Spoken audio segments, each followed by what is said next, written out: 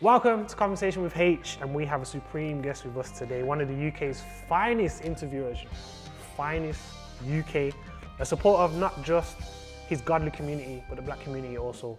The founder and the host of the Sit Down UK, former member of the UK rap group Commission with his brother, rap artist with songs like Church Ting, 9 to 5, Reset. You know about them? You know about them tune there?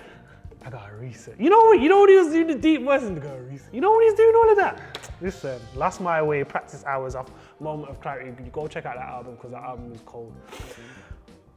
And he's got more rhythms on top of that. He's got the Black Box freestyle from years ago. Listen, go check out one of them. He's a son, he's a brother, he's a husband, he's a father. He's Mr. They Still Can't Rain on the Iceman. Also known as Mr. OHA and Mr. OIA. One hit away and one interview away. I present to you Tope, Chudozi, aka Icie The Host. How you doing today? I'm good, bro, man. That's a good introduction. Nah, I had to, I have to give you accolades, at the start. I it. have to give you accolades. But cool, man. for those who don't know who you are, who is Icie and who is Tope? They're the same person. Okay. Yeah, I'd say they're the same person. It's just that I have to, each one does different things. Okay. So Icie's front facing. So anything you see me do, I guess entertainment-wise, or I did music. That's how everyone knew me. I was blind, but now I see. That's where it comes from. Oh, cool.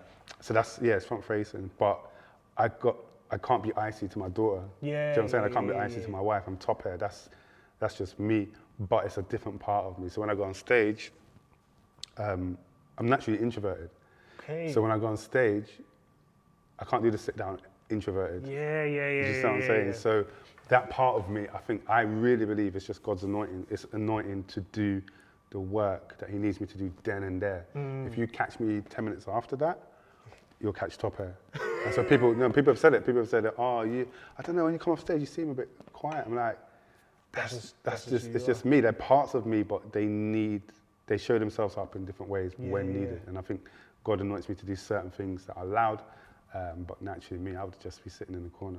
Do you find yourself kind of like having to balance the two in a lot of scenarios? Like you talked about, the sit down, which we'll talk about a little bit more. Yeah. But just in terms of in general, do you find yourself kind of balancing the two? And when the Icie should come out, when the Tope should, do you find that? Yeah, so you mean. No, I think I know when it's needed. Okay.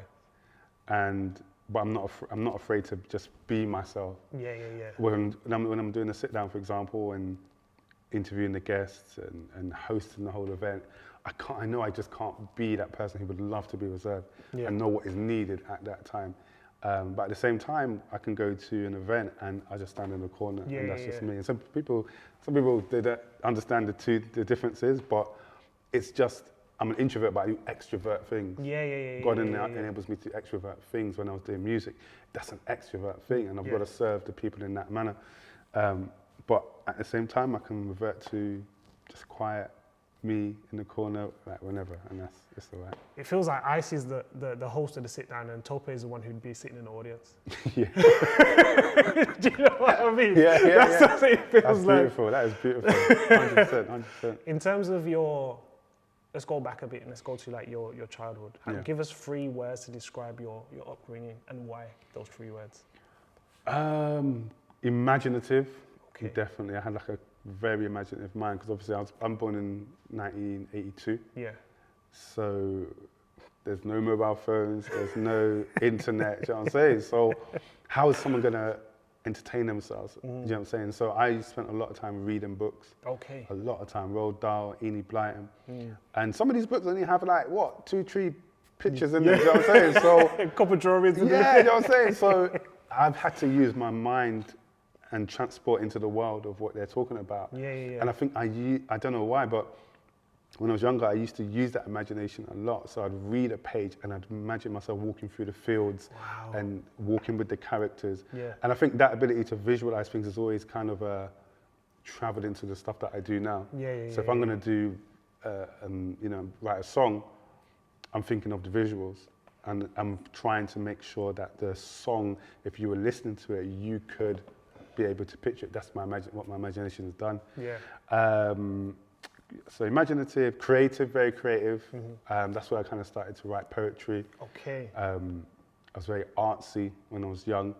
And I just thought, I would always think of different things I could just do with my hands. Because obviously, like you said, what can you do? You're not scrolling on the gram or anything like that. You're just a young child, just you know, left to your own device and trying to make your way through it. So very creative. But then the last one would be sad. It was Really? you know, parts of my childhood were sad because I originally lived with my biological father.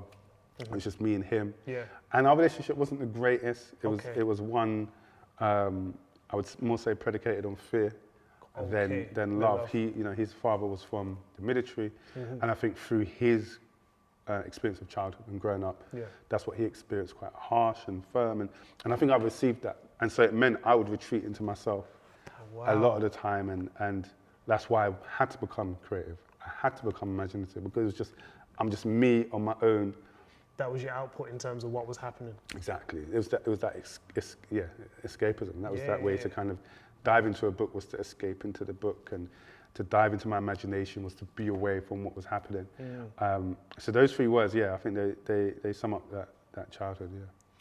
How would you say the era that you grew up in and kind of like growing up in it ends? Would you say that still defines you, like even today? I think, you know, I grew up in South London originally, so I'm a West boy, but my South boy. I grew up in Champion Hill, like Dulwich. Yeah. But I got shipped out. I got moved to live with my mum and my stepfather for around, what age was that? Maybe around, what age is it when you're moving into like year 5, year 6? Like 10, you're like, 10, 11. Yeah. So I would say my formative years were actually were done in West London. Okay. Now, you know that TikTok guy that does that. This is what South London's doing. Yeah. So like, so West London has always been seen as this like, I don't know, softer side of London. Yeah, softer side of London. And I always thought, I like that. Like, you know, if you say you're from South London, immediately there becomes this impression of who you're supposed to be and what it is like. Yes. So there's that hard exterior, etc. But West was seen as so soft and whatever. It meant that I could be myself. I could find and define what was cool for me. So the roads and all that stuff, that wasn't cool to me. That was like, wow, that's dead. Like, wow. I was scared of that. I don't want someone punching me in my face. I don't want somebody running up into the school with a knife or gun. I was nah, like I'd rather, again, use my imagination, use my creativity and be lean towards that. So the way it defined me was it really changed the trajectory of where I was going. It helped me define what do I think is cool in my own brain as opposed to what everyone else is doing. And I remember there was one time, there was a lunch break that we had in sixth form. And you know, every school I think has this alleyway, D alleyway, where everybody is. And I think everybody was like smoking weed or whatever. And so I said, oh, do you want some? And I was like, no. What am I? Was like, and that was probably a shock to them that you said no. I was like, no, like that's dead. I used to have asthma when I was younger anyway. So it's like, what, who wants to be smoking weed? Like, how's he thinking of the asthma? That's what I think I was thinking. I don't want to have an asthma attack. So West London, that kind of era of growing up in it, it kind of just made me, it kind of gave me the freedom to be like, nah, I'm going to define what is cool and I'm going to define what is right for me as opposed to, you know, what is happening all around me. How did you moving from your father to your mother, how did that affect you? Or how do you know that affected you? I think, you know, because when I moved to live with my mum, and that was when I met my other brothers and sisters, and I always had contact with them. But more so, I just think it was the difference of like environments and growing up. So I remember one time in summer holidays, and my mum had to go out and she made snacks for us. She put the snacks on the table and he's like, okay, you guys, you know, eat your snacks. There's TV there, you know, don't answer the door, all that type of thing. And I think the difference was that I didn't have that with my father. I think I felt more always on edge.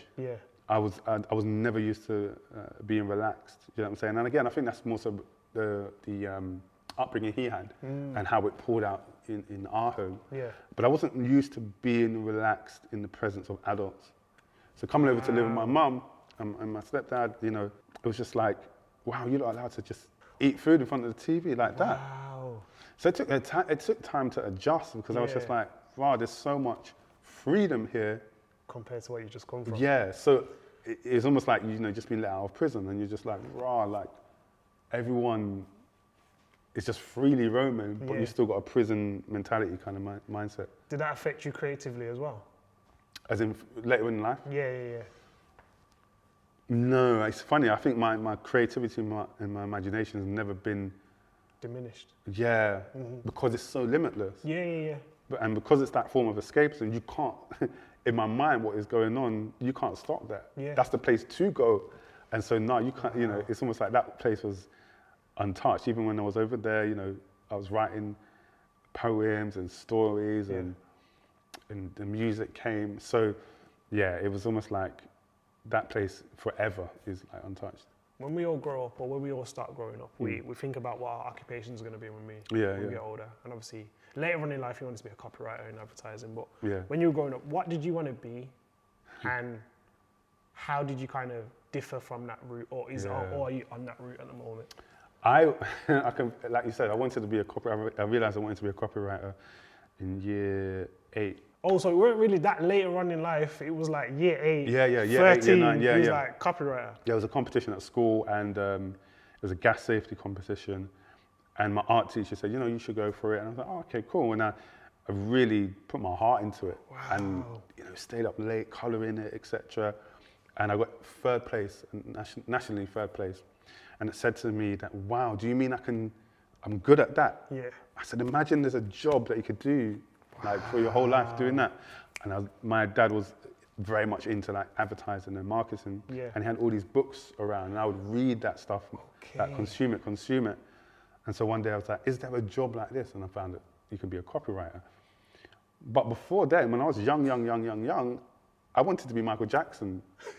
That's what I wanted to be. I wanted to be with Michael Jackson, around Michael Jackson, just Michael Jackson. Why? I'm not going to say why Michael Jackson, because I understand. But considering who you are now, in terms of Tope, the introvert, Icie, the extrovert, the fact that you want to be Michael Jackson, who was, some would say, has a similar kind of MJ, the pop star, is that extrovert, but when he's kind of like within himself a little bit when he comes off the stage. Yeah, true. It's quite interesting that you wanted to be Michael Jackson of all people. Did you kind of tap into like music from then, or was it like just Michael Jackson the person?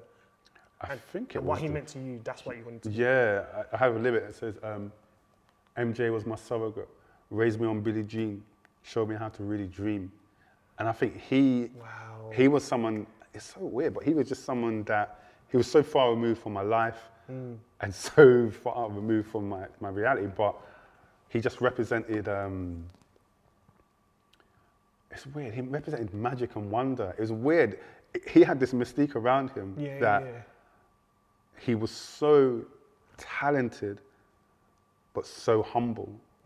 So talented, but seemed so full of love. Yeah. And maybe it's that love element again. There we go. Like, because I didn't really feel I had it, maybe I saw it in him, like being my surrogate, like for real. Like, and so it was to be close to Michael. Like, obviously we would see children around him. Yeah. Whether he did what he did, I don't know. That's not my jurisdiction. But he just seemed to ooze love. And I think I just wanted to be near that. And that was like the poster male that we had. Yeah. Like globally and universally. So I don't know, it's weird. I was just like fascinated by him. And I remember I got to see him in concert in 1993. Yeah. Was it 1993 or 1994 in Wembley Arena when it had the two towers. Yeah. And that was, whoa. I'm sitting here, but Michael's over there. Like in real life, that was mad. And I remember we were getting ready to start the concert, and there was a gentleman downstairs dressed like him. And I said to my dad, I want to go and see Michael, because I don't know about impersonators. Yeah, not free. You know what I'm saying? I'm just like, there's only, why would somebody be looking and dressing exactly like him? It must be Michael. And so I said, I want to go. And he said, I was saying, no, you can't go. And I was devastated. I was like, I can't meet Michael? Wow. you know, it's only later in life you realise You that, realise oh, that, that's it's them, just, them. you know what I'm saying? Just some impersonator that was happy to be there. So, yeah, man. So in terms of like, we talked about Michael, we talked about music to a degree. When does kind of like you, Icie, the rap artist start? Does that start from school? And then how does kind of like commission start as well? Yeah. So music, man. Music has always been, I guess, like that escape as well. But when I started, it was at my church. My church at the time was Jesus House. Okay, yeah. Jesus House for Ordinations. Hello, I'm Mr. Pastor Agui big up to him. I came to a service and there was this guy rapping on stage. Okay. And I was like, what is going on? Just confused. Bruv, you mean Christians allowed to rap? No, I was shocked out of my head. He was just rapping on stage. You know, they'd done praise and worship, and Pastor had introduced him. I was like, and I was just fixated on him. I was like, oh my days. And his name is Yomi. After he came off stage, I went to him and I said, I need you to teach me how to do that. I need you to teach me how to do that. Before you carry on, was you writing poetry before that? Yeah. Okay. I was writing, performing it. Okay. I can't remember what my name was. It wasn't even Icie then. It was just, I think, Tope. Yeah, that was it. Was it Tope the poet? Hey, Could have been something like that, yeah. But I was dabbling with words back then, but I had never moved into music. But I saw that and was like, so you mean that can be done? Yeah. And so this is why representation is so important, not just, I guess, in the media, but in church as well. Can you show me it can be done? Yeah. And he showed me it can be done. And I said, you need to teach me. Now, before then, I'd never written a lyric in my life. So he said, cool. We met up and he said, okay, let's do this song. So he sent me the beat. And this is rap days. This is like rap. Yeah. You know. And I was like, okay, where is it? He goes, where's what? The lyrics. What, you expect me to write this? Fam, I just done poetry. I just do a little poetry. You expect me to write this? I said, no, it's you that's got to write it. So I think I took the song home. And I think I just pieced together, you know, when you're coming from poetry, you almost are doing it anyway. You're songwriting anyway. Yeah. So I was able to piece it together and we would perform back to the church. We would perform back to our youth group. And those were some powerful years because I was young, but I was going before audiences and learning about confidence. How do you hold the mic? How do you perform before different types of audience? We would go all the way up to Norwich. We would go to Brixton. So these were early years. And then as that carried on, garage came into the scene. UK garage came up, and it was just bubbling. And I was leaning towards garage. I was like, you know what? At first, I hated it. Yeah. But then I started to lean towards it. And I remember I came to a rehearsal because I've been listening to so much garage. Yeah. And he said, you've been listening to garage, innit? Because I can hear it in your flow. Okay. I was like, yeah, these are the days are so solid as well. So now, even more so, I'm like, oh, I might want to dabble into this. Graciously, big up to Yomi, he was like, you know what? Because we were a group. Yeah. You know what I'm saying? We were a group. But he was like, if that's where you want to go, if that's the path you want to go, like, go on. Why would I hold you back? So I got into that. And then I met up with a friend at sixth form, Joshua Dominguez, big up Joshua, man. Every Friday, we would make a tape. Every Friday? Every single Friday, we'd go to his house and we would make a tape. We would listen to that tape throughout the whole week, then we'd come back and we'd record again. What were the mistakes we made last week that we can perfect this week? Those, again, formative years, because it was teaching me about honing the skill and perfecting the art of what you do. Yeah. Over a period of time, we were doing that. We did like the sixth form boat parties. That was like graduation. It was like if people were saying, "Oh, you lot should do the sixth form boat party," we were like, "Okay, cool." And I remember I got one reload for Dilemma. That's like your Wembley Stadium, you know. That was my Wembley Stadium, man. I remember that was my Wembley. I was like, the next day, because we used to tape it. Yeah. And everyone was just playing the tapes back. And I was like, yeah. And then grime came. Yeah. And then when grime came, it was like, right, okay. I'd heard Asher D. And I said, that's me, man. I wasn't too much into the, I was into the lyrical aspect of it. So Asher D, he represented that for me. And I remember when I got to meet him at one studio, that was as like meeting Michael. Do you know what I'm saying? 'Cause I would study Ashley. When Ashley went jail, I prayed so much for him. Wow. Prayed so hard for him. That was hard. Felt him going jail. Like, and so carrying on that, my pastors had always instilled in us purpose and meaning in what you're doing. Purpose and meaning in what you're doing. You have a gift. You have a gift, but what is the purpose of it? Find it, because God will use it to connect to people and touch people. So even though I'm just writing lyrics, I'm always lacing it with hope and trying to point to God. And at the same time, my brother started to write lyrics. So we're in the same house. He's writing lyrics in the bedroom, but I'm already out there doing Icie. I'm Icie by this time. And I thought, but we're just doing the same thing. Might as well just come together. Might as well just come together. And my brother-in-law now, Danny Yeager, he was a producer at the time. Another friend, Dele, and my good closest friend who we kicked out of the group. We all formed together. We got Gabriel to form Commission, and I kicked him out of the group because I said, look, if we're going to do this, we've got to be serious. But he did hairdressing at the same time. And I said, look, we're going to do a rehearsal, bro. So if you're in it, then come. If you're not in it, you want to go do your hairdressing, boy, it's up to you. But if you don't come, then you're out of the group. He thought I was joking, bro. So to this day, he's my best man. You know, I always cuss him about it. But Commission was formed then. I can't remember the exact date. I think it was maybe 2004's Fives. And church after church would just ask us to come perform there, and we created a song called Up to You, and that just went crazy. It got used for the Trident had a campaign about choices, and got used for that. It was a beautiful time, but God, like, I think it was very much so custom made for that time. I really think God wanted us to be the soundtrack to people's like transformation and Christian walk, and that's what it was that time. And like, you would have an event every single week. You had Jesus Junkie clothing. You had I did the badges. It was a whole culture that was formed around that music, and I think I love those days. Man, big up Akinyemi Adesina. He was like the Suge Knight. He was the Suge Knight, he was like the Steve Jobs of what we did. He would just bring people together. Malik Berry was in our camp before he was Malik Berry. Do you know what I'm saying? So those days, man, I look on it fondly, man, fondly.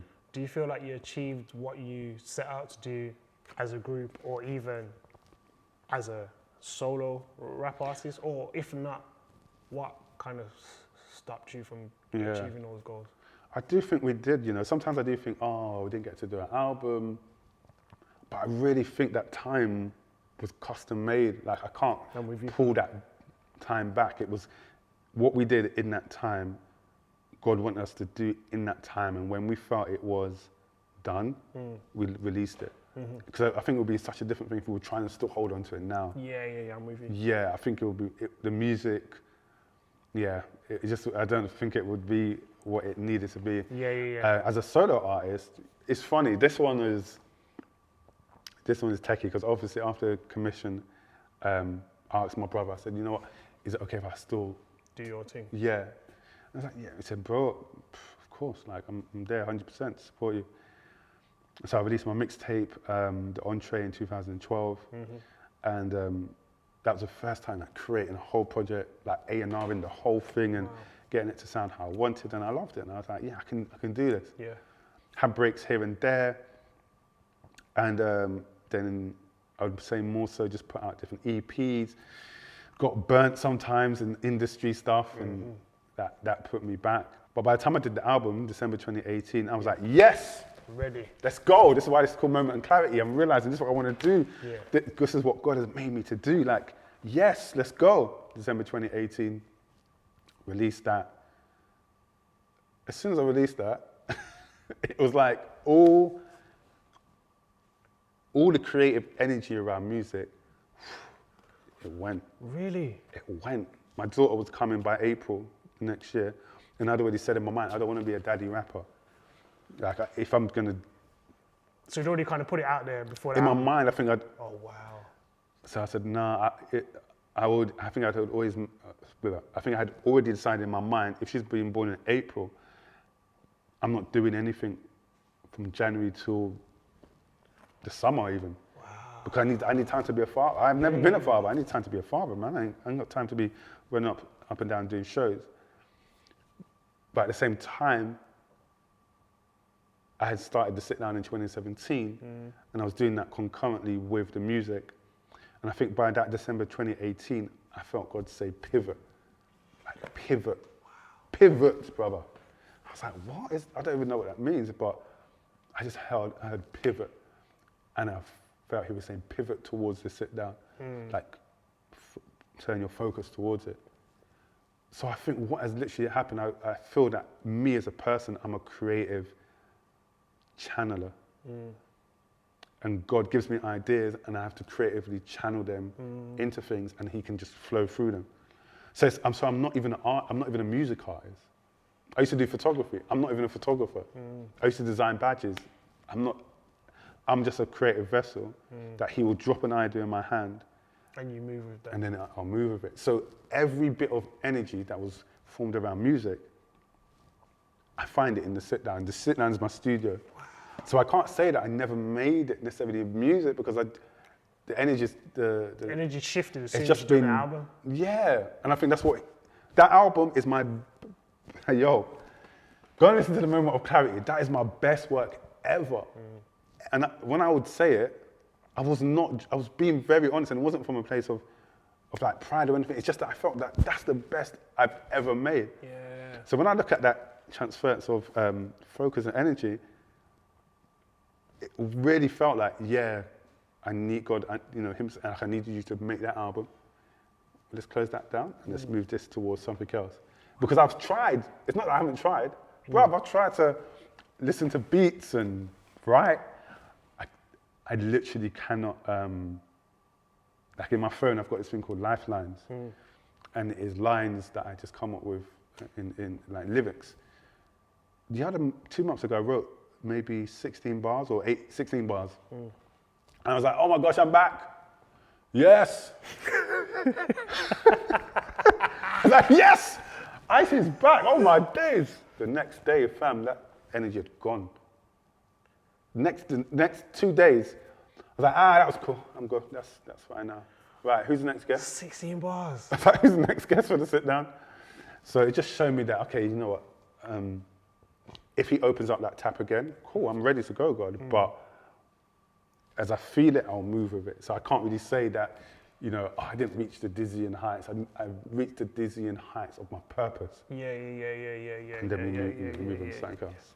The fact that you talking about your energy shifting into kind of the sit down, and even with the sit down, as you said, you started it whilst you were still doing the solo career. The moment of clarity was still like a year and a bit away before you even got to that. So you talked about the pivot around the album, but when was the pivot to even just start the sit down anyway? Like, what was happening at that particular moment in time? Yeah, I must have definitely not been doing music, but the idea's been sitting with me for so long. There's a platform in America by Elliot Wilson called The Crown. I used to watch that religiously, and he would just, Nicki Minaj, Drake, Lil Wayne, whenever they would have an album coming up, to go see him. He would go and see him, sit down with him with a massive audience, and he would just interview them. And I just loved the setup, and I used to think, pardon me, it would be great to have that in the UK, because there's nothing really like an event. Yeah. But then I also was speaking to a lot of people at that time, people behind the scenes, people that people know, and they were going through things, like were going through dramas. And I was like, but when I look at your Instagram, things look perfect. And I was thinking, how can there be this disconnect between the reality of what they're living and what we as their supporters or people who admire them look at? How can those be so difficult, so distant? Is there a way that we could bring those closer together, where the person can feel, comfortable and free enough to share that, and we get to hear that as well and learn from the ups, the downs, everything in between. Learn from the mistakes. Learn that we're all human, and the only thing that connects us is our stories. If I ask any of you two here, and I sit down with you for an hour, your story will come out. and it will be glorious. Whether you're on the stage or not on the stage, it will be amazing. And I thought, those stories get lost and they only come out when like someone dies. Oh, we need to let's make a biopic about them. You're like, wow. Or this person did this. And you're like, what, black person invented that? Because their story wasn't told. So in that time, I was like, should we do it? And I was like, look, calm down. You do music, but you're not like an interviewer. You're not. That's not. Where have you done that before? Like even what we were talking about before starting, I haven't trained to do that. Yeah. You don't. Calm down. Maybe I just have the idea. And it's for someone else. And someone else can do the interview and the presenting.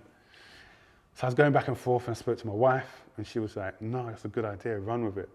And there's something about when your wife says, no, that's a good idea, run with it, the fire in your back is it's different. You cannot extinguish it. And I think 5 years on, it's probably one of the main driving forces that she said that. You know, when she said it, it was almost like in my head, okay, cool. Spoke to another close friend. I said, look, this is the idea I'm thinking of. She said, yeah, do it like this, do it like. So 7th of April 2017, we started it. And I set that date and I put it out there. So if you go all the way back to the first post of the sit down on Instagram, it's just the logo.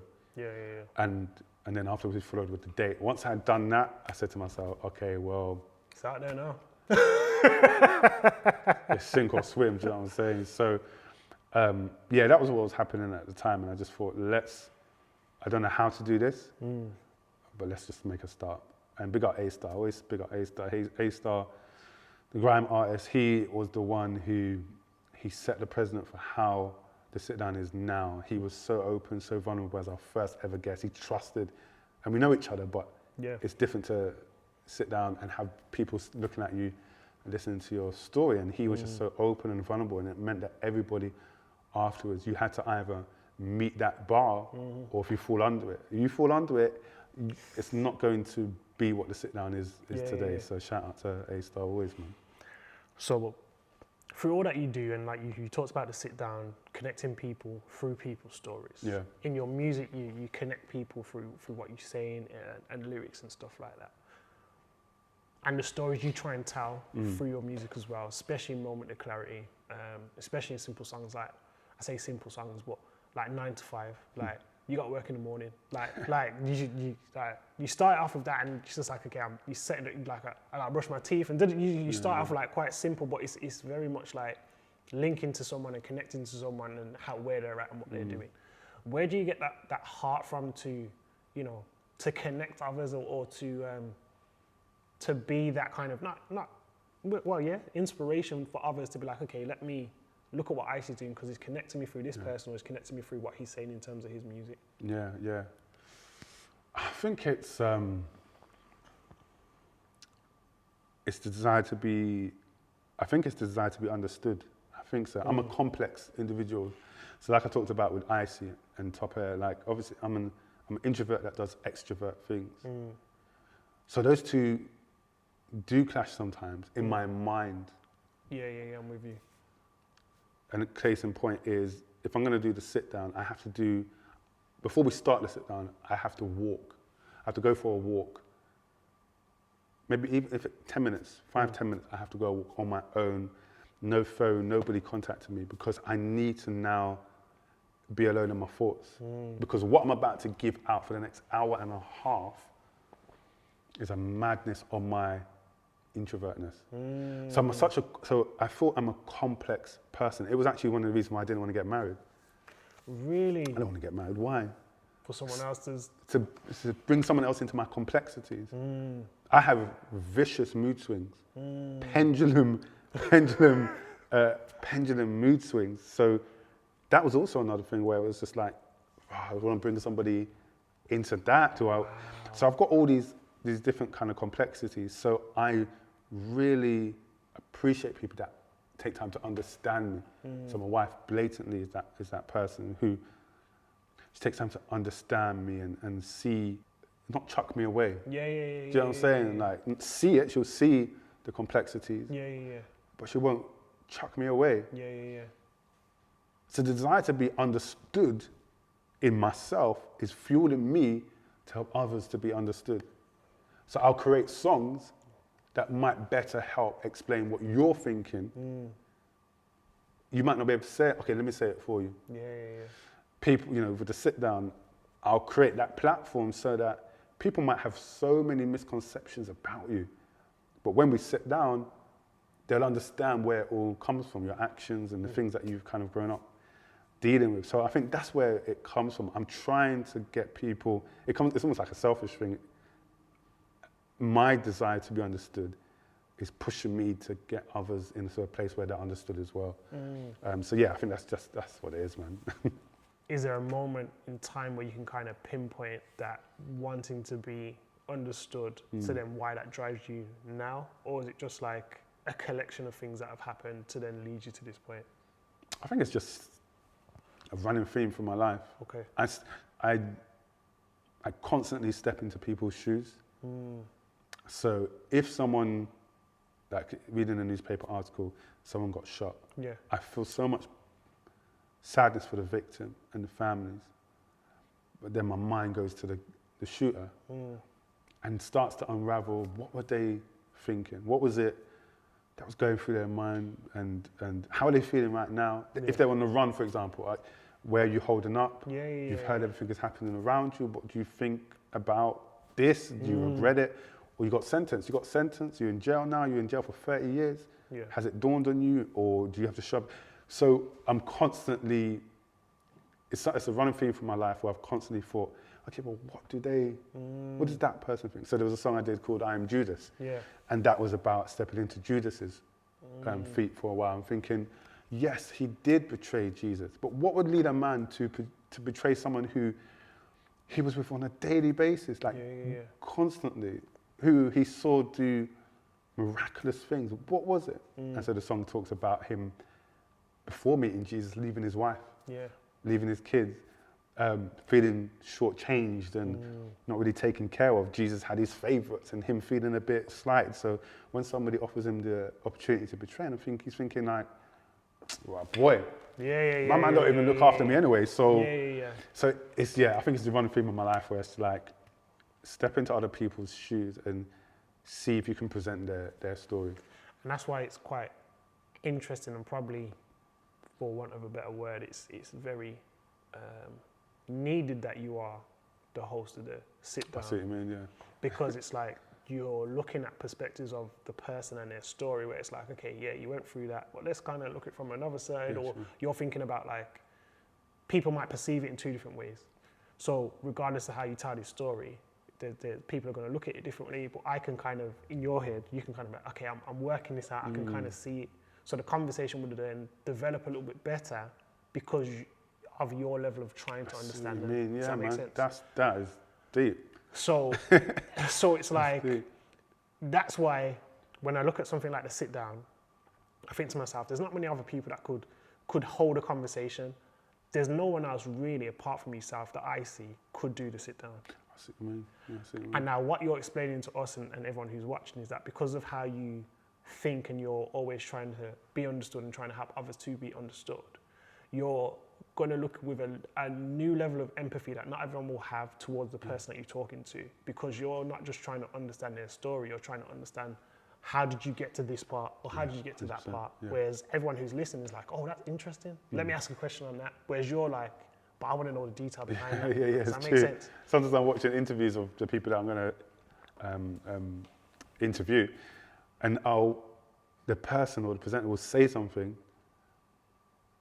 and then I'm like, no, go back to the what was that? You was uncertain. In school I was so sad, but that I'm like, no, that's sad. We need to unpack that because that probably leads on to other things that now we see, in the public eye. So, no, you're spot on, 100%. And then even on top of what you just said in that scenario, when you're certain people who are interviewing, they've got a certain amount of questions. So it's like, I need to get through these questions rather than let me tap into the person. So they're stuck with the 5-10 questions rather than, I only asked 5 of these, but we spoke for about 40 minutes, 45 minutes because we had a conversation to tap into that particular part. in regards to the sit down, one thing that I do notice is that it's very heavy in terms of like, there's a lot of women in the team and there's a lot of family that you have in the team as well. How important are those two things to the sit down being a success? Yeah. Do you know, the funny thing is, it's not intentional, but I think it's subconscious. In the sense that years ago, I realized I got a lot of male privilege. Oh, wow. A lot of male privilege. There's things I can do as a man, I'll never think twice. If I want to go jogging at 11 at night, Calm. just put on my stuff and jog out.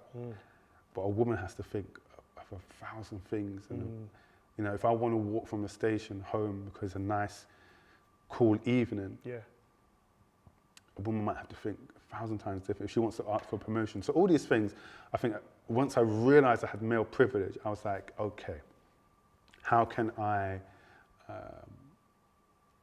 combat that?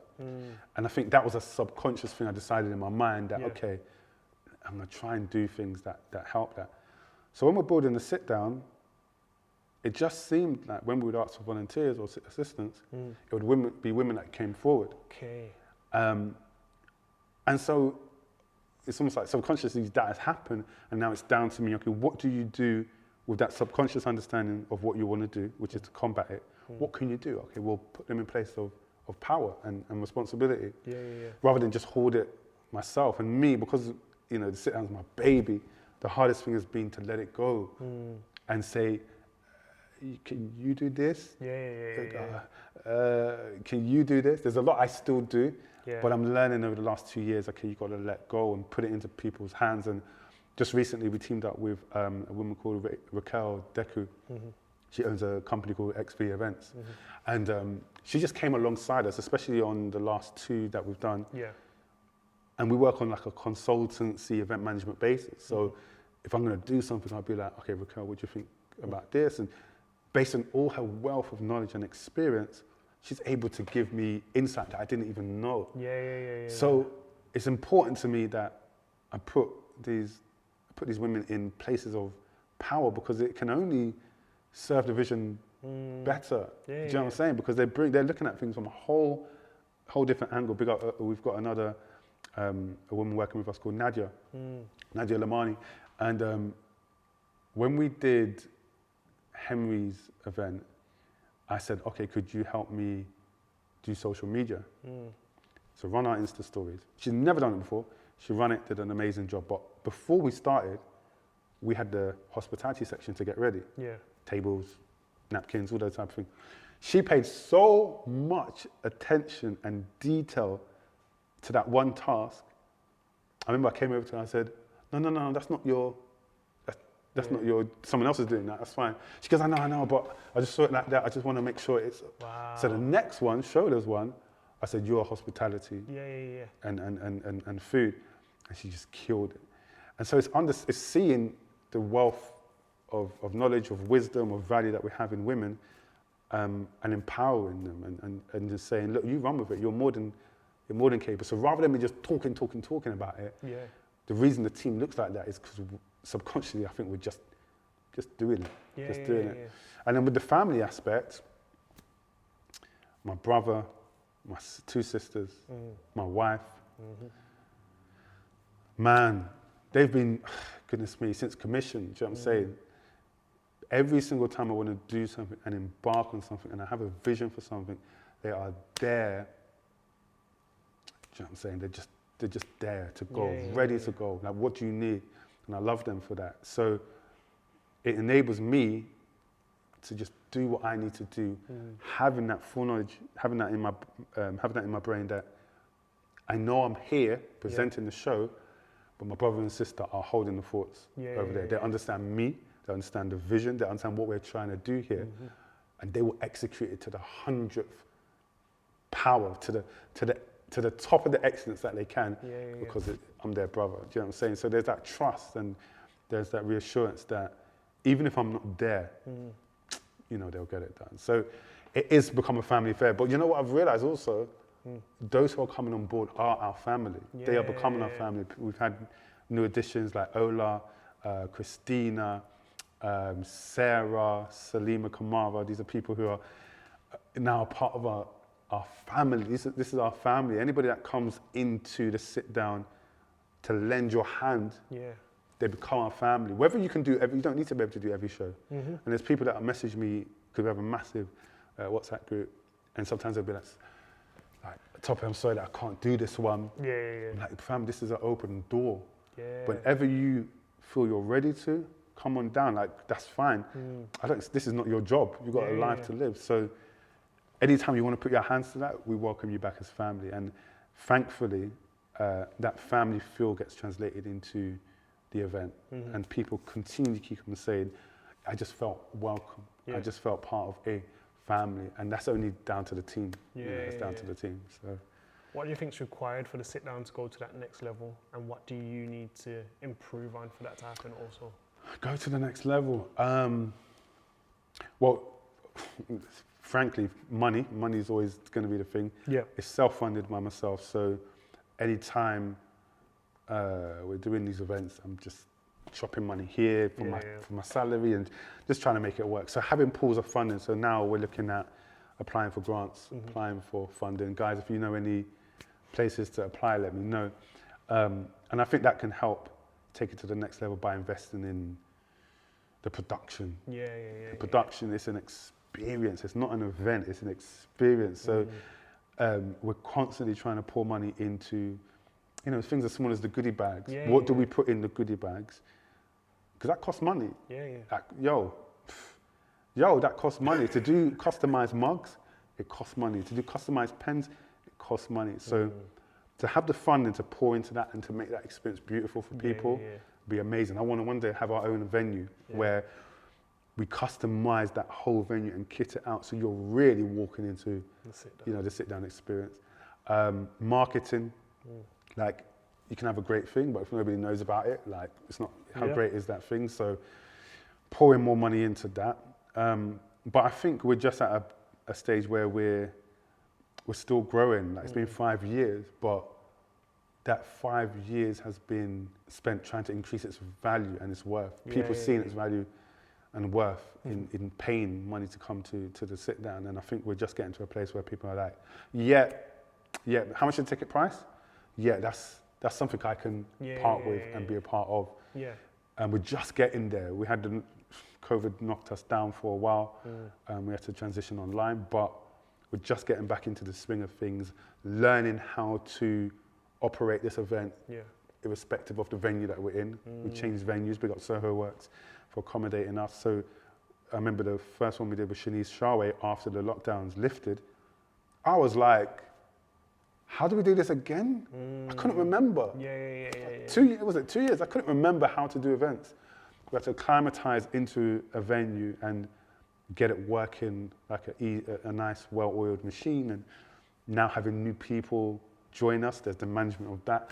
So I think the way that we can elevate it and take it to the next level is keep doing what we do, but just add little things to it that's going to make it better. The funding, the marketing, more team, more people coming alongside what we do. So, and more people just shouting about it, man. The more, we don't have billboards, but the people are our billboards. Do you know what I'm saying? So the more people can do it through word of mouth and come to any event irrespective of the person, the more that it will just get out there and it become, what we want it to become is the go-to place. Adele knew where she had to go. She went to Oprah.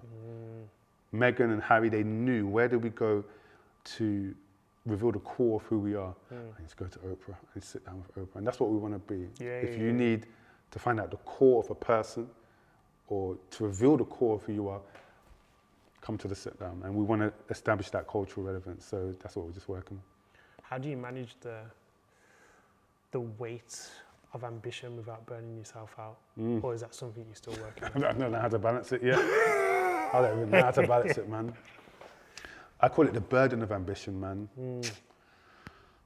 The burden of ambition is like when you're constantly thinking of how to achieve this thing, but you can't switch off. You cannot switch off, and it's not a good thing.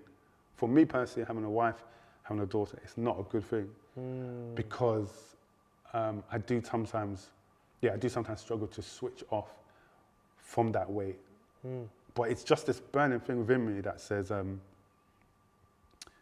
you got to die empty, and you know, what was drilled in us when we were younger about purpose and about intention, it just won't leave. I know that I've only got a certain amount of time here, and I've got to leave something. I've got to do something that is going to make an impact. That's just what it just won't leave me.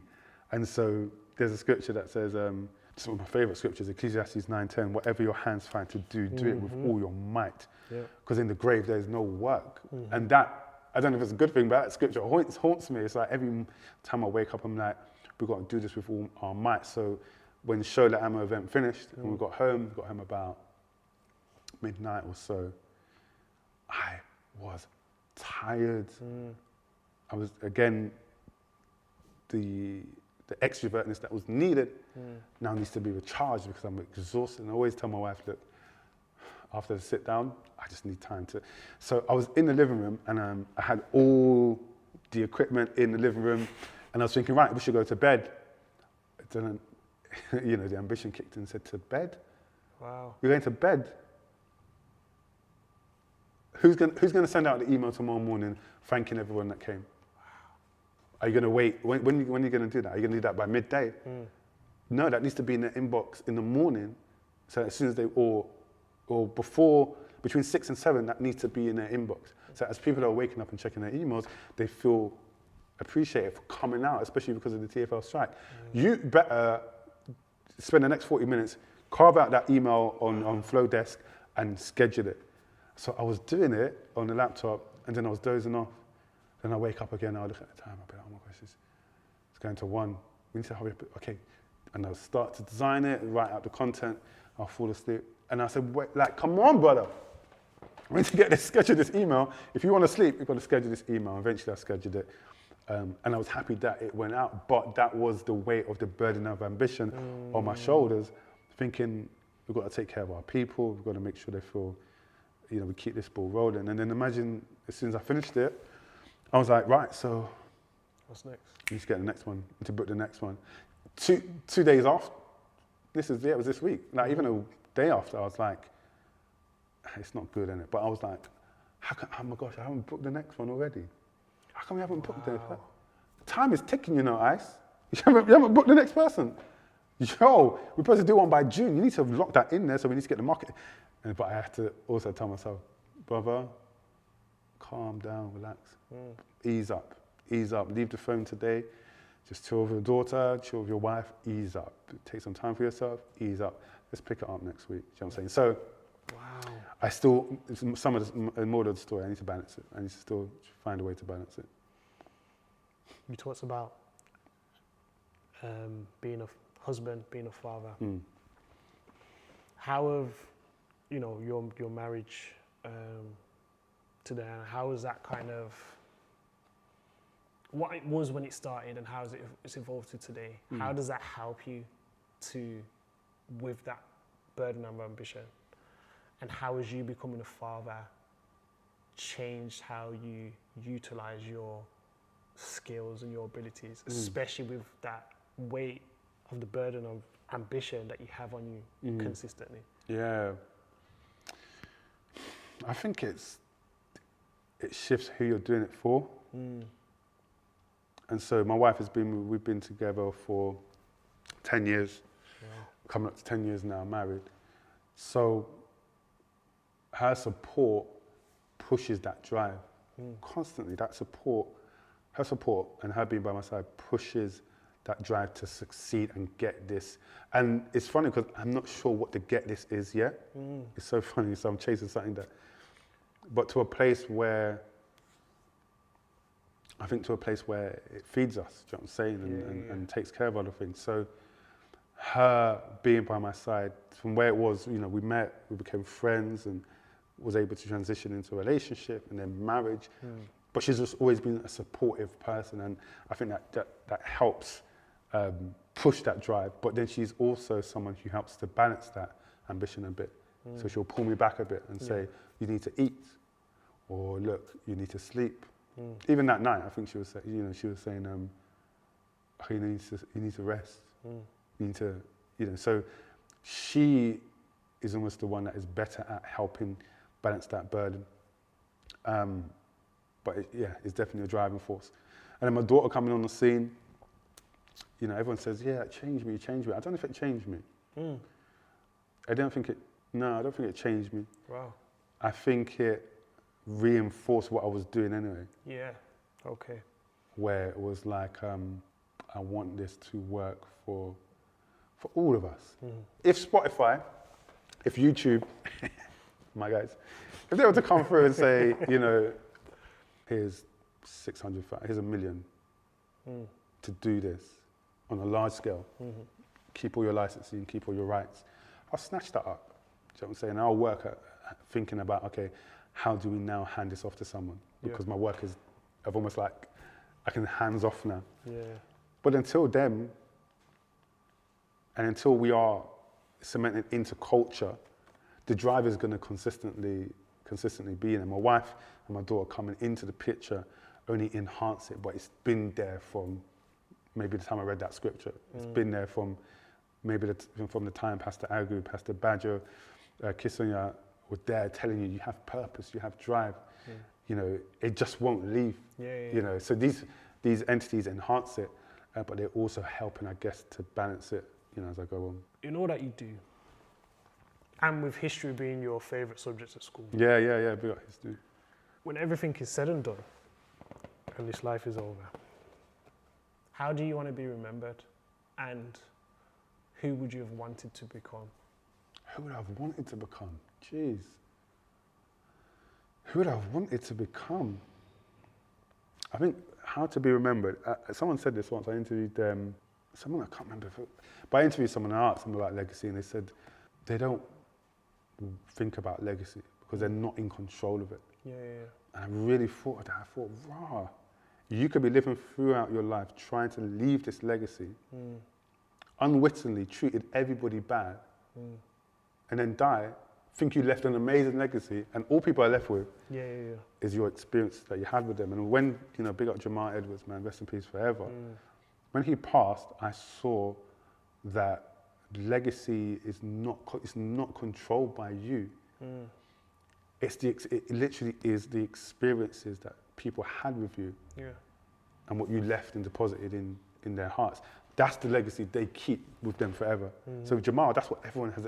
When those stories start to fly out, it's what they'd kept in their heart for so long that meant something to them. But Jamal did it and went on to do other things. He might have connected you with something. But that one instance and that experience, they had held it and chose it in their heart. So for me, I don't feel, there's no legacy that I feel I'm carving intentionally. But in my mind, I'm trying to live a life where everything that is within me can come out and just gets deposited. I don't want to go to heaven and then man looking at me and be like, why are you holding those bags for? Like, why have you got that for? But like, oh, he said, no, you're supposed to deposit it on earth. So I'm just trying to deposit everything I can when he gives me those eyes, pour it on earth, and the remnants of what that does, amen, that it helps somebody. But I can't control that.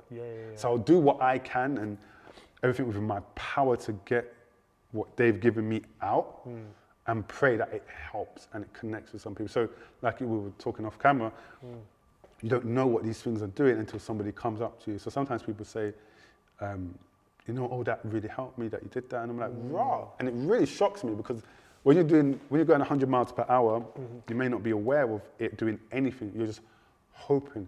But when it does come back, you're like, okay, cool, you've got a reference point. So the legacy, I don't know if I'm actively carrying it out, but I'm just trying to leave everything down here.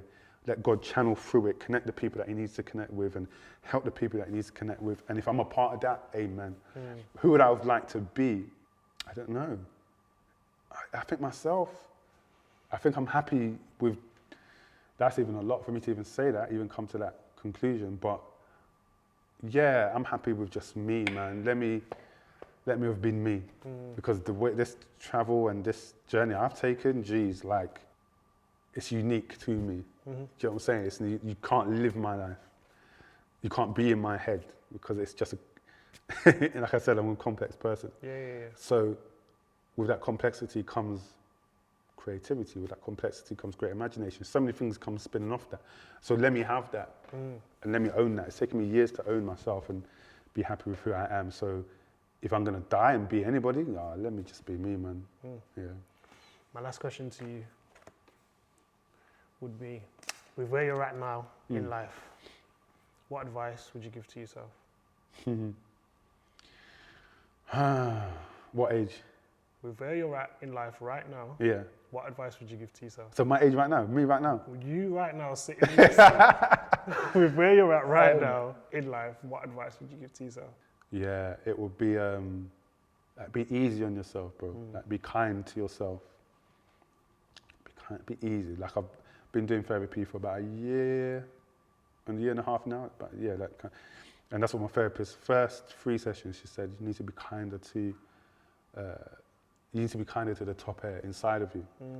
And yeah, that's been a struggle for years, being easy on myself, being, that whole drive of ambition. You can do something great and still be hard on yourself and still be like, well, that was a flop. Yeah. You could have done better. You could have done that. You didn't do this. You didn't do that. I'm getting better at it. I'm getting much better at it. I used to internalize every negative conversation. So maybe something's happening in the family. I would use and find an amazing, creative, imaginative way to make me the reason it happened. Yeah. It's because I didn't do that. But yeah, I think I've spent time with therapy and time with myself and just development in being able to acknowledge I'm not perfect. There are things I'm great at, there's things I'm not so great at. So be easy on yourself. You're not perfect. So that's what I would say to myself. Be easy, bro. Be kind to yourself. I see. Tope, thank you very much, bro. Thank you, man. Thank you for this, really man. Appreciate it. It's been a conversation with Haych, with the amazing, the superb. Go check out the Sit Down UK everywhere. Make sure you go to the events as well. Yeah, come down, man. This has been Icie, aka Tope. Thank you guys for tuning in, and we'll have a lot more content coming